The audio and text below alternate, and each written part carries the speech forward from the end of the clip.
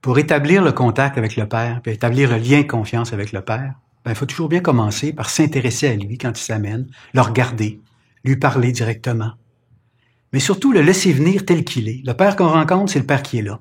Il arrive de sa propre vie, puis il arrive à notre rencontre. Alors on tasse les jugements, on reste tranquille, puis on le reçoit tel qu'il est. Le Père aussi fait son bout de chemin. Et pour lui, c'est tout un événement, des fois, que de se rendre là, ou d'être là, ou de risquer le lien.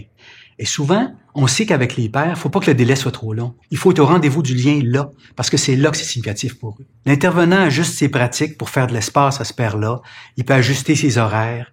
Il peut s'ouvrir le cœur pour accueillir quelqu'un qui peut des fois être déstabilisant sur le plan des comportements. Et ce qu'on connaît, qui est important, c'est qu'on a avantage à passer par de l'informel, qu'on a avantage à pas tout de suite se centrer sur des dimensions qui concernent la relation avec l'enfant, mais qu'on soit vraiment près de ce qui l'intéresse lui, puis qu'on lui laisse un espace pour exister.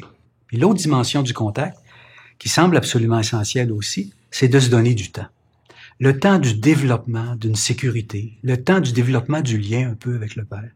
Le Père, il aura toujours à vérifier s'il est en sécurité, s'il est au bon endroit, s'il va se sentir suffisamment confortable.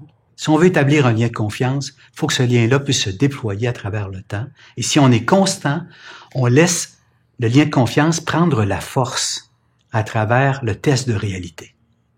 Quand on s'approche du Père, puis on prend en compte le Père, puis on s'intéresse à lui, à mon sens, on s'intéresse à l'ensemble du devenir de la famille. Faut se rendre à son projet de Père, faut se rendre à l'homme, faut se rendre à la personne qui est là.